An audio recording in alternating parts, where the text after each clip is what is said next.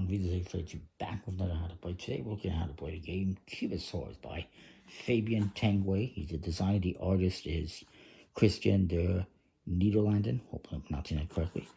And it's published, well, it's for 2 to 5 players, ages 8 up, by Catch Up Games, and I believe Blackrock Games as well.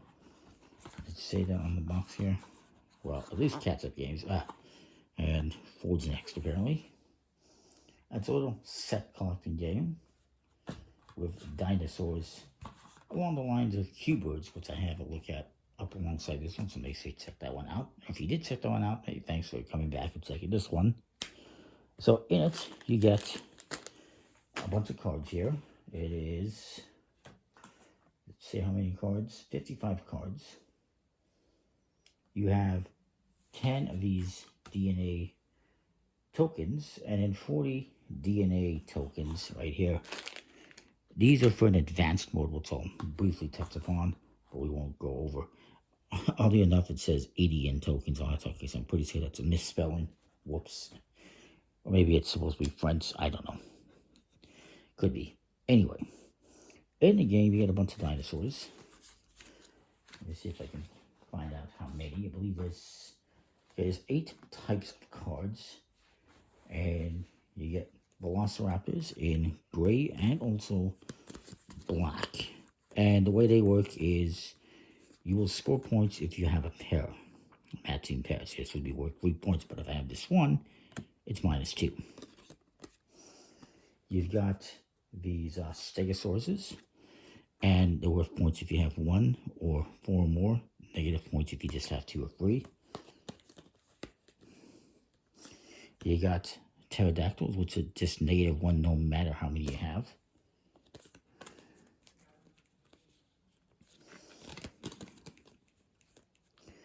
You have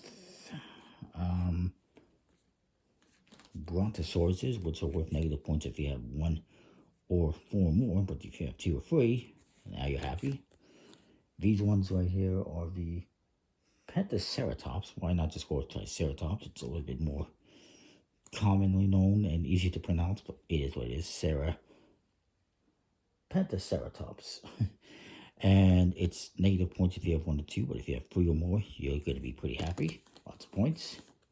And you also have eggs for each of the different seats, which are negative points or positive points. It's positive points if you have the most of that species. So if you have the most pterodactyls and you have this card, you get 3 points. But if you don't, you're going to lose 3 points. And I believe that is all the cards. And so the cards have a symbol on them for what they are. Some of them have this DNA symbol. This only pertains to this expansion, or not expansion, but the advanced mode. The way it works is if you collect a card that has this token, you collect these. And then you use those to buy these ones which give you different abilities. Like draw another card, or getting 2 points per egg card, or 1 point per type of card, etc., etc. And they range in cost from 2 to 8, but we won't worry about that. And some of them have lightning symbols, which means they're going to be like immediate. Others are, I believe, endgame scoring, like this one with the stars. Again, we're not going to concentrate on that right now. So the way it's going to work is I've already removed some cards. Crap. I had removed some cards and I mixed them all together again. 2, 3, 4, 5, 8, 9.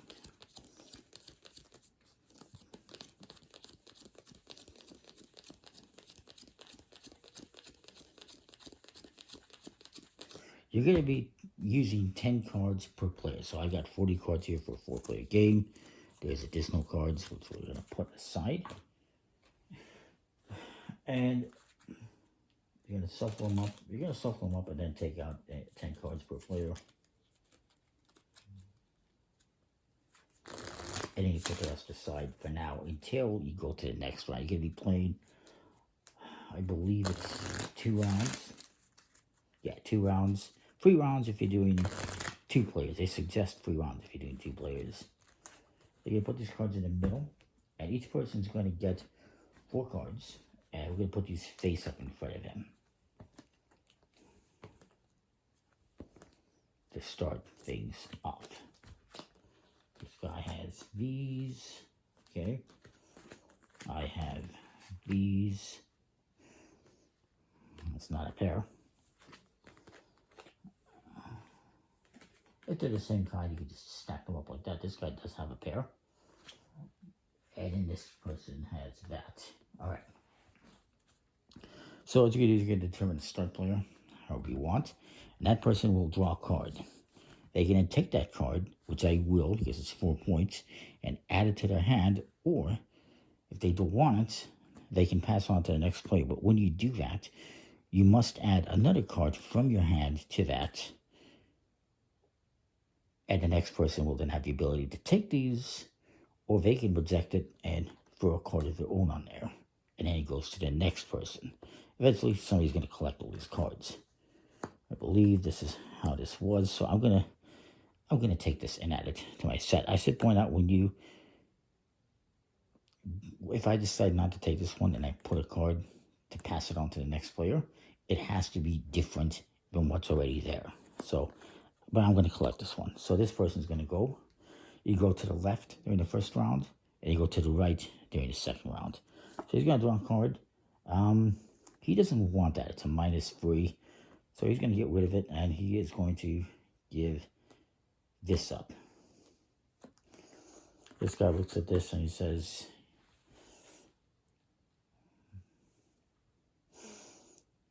you know what? I don't want it. So he's going to get rid of this. So now this player looks at that and he says, you know what? I'll take it. So he's going to take all 3 of those cards and add them to his collection. It's my turn again. I'm going to draw a card. Do I want that one? Not really. So I'm going to throw that in there. This person says, you know what? I don't want this one. So he's going to give that one up. This next guy says, you know what? I don't want this one. So this guy says, you know what? Fine, I'll collect all these cards. And he's just getting a whole bunch of cards here, and everyone else is giving up cards. That's probably not the best, in the best interest here, or other players. And you keep going around the table like this until you've gone through this entire pile. And then you will score points based on the sets you've collected. So if we were to look at this guy's sets right now, we'll use him because he's got a lot of cards. And he's got matching sets.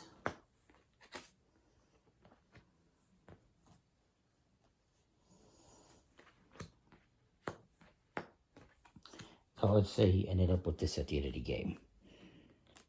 He is going to get -1 for this because he has 2. If he had this one, he would get 2 points, but nope, he's losing -1. He's going to lose 2 for this Velociraptor that does not have a mate, we'll call it. He's going to lose 3 for this one that's by itself. So far he's not doing well. He's got -6 points currently. See if he can get better. He is going to get 1, 2, 3, 4 points for those 2 matching pairs. Again, this one doesn't have a partner, so it does not score positive points. And because he has the most of the Velociraptors and he has the egg, he's going to get 4 points for that, so 8 points. And he started off with -6,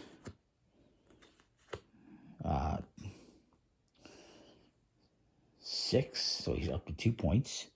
This is going to be another -3, so he's back into the negative, and -3 again because he does not. Well, technically he has the most. He has the most of these, so he would get 2 points. That's kind of how the game works in a nutshell. It's pretty simple, straightforward. You're just drafting cards, or you can say, no, I don't want that one. Pass it on to the next player, but you have to give up a card from your hand. So it's pretty cool. It's nice artwork. It's just a smooth plastic over the finish, in case you wondered. And if that's not enough for you, again, the advanced mode definitely adds a little bit something more to the game. A little more take that, a little more actions, like giving a card, stealing a card, swapping a card, destroying an opponent's card. Oh, you got a card that gives you 8 points? Not anymore, you don't. If you like that sort of thing, you might like that. Anyway, it's a pretty cool game. Ages 8 and up, 2 to 5 players, takes about 20 minutes. I like it. Comment, like, subscribe, let me know what you think. We'll see you next time. Thanks for watching.